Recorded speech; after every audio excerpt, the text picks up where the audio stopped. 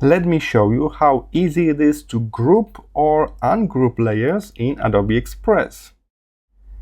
Simply select multiple objects from your document. One trick to do that is to use the marquee tool, but as you can see in my case I got so many elements I will select way too much. So instead I will hold Shift on my keyboard and now I can click on object number 1, then on object number 2. So both objects are selected and I see this option straight away here in the pop-up menu, Group. Click on Group and you may notice in your layer panel we got those two layers grouped together. We got number 2 here, indicating there are two layers inside this group. You can click on it and you go inside that group when you can modify individual layers. Then we can go back to the main project layers.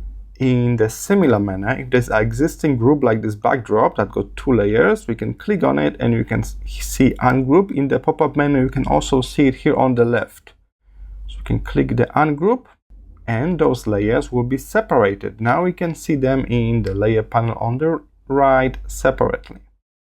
Alright, let's try to group those two, club and book. So I hold Shift and select the second object.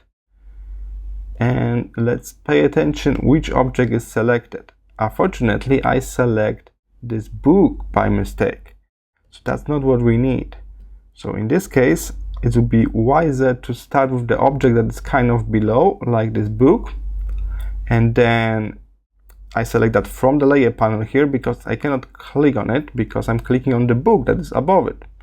So I click on the book text here. Then hold Shift and click on the another text here. This way I can get both and I can group them together, and it will be way easier to work with that later because I can click on one on another and open the group and see only those two layers inside. Alright, so that's going to be a great way of organizing your projects. So now you know how to group or ungroup your layers in Adobe Express. See you in the next video.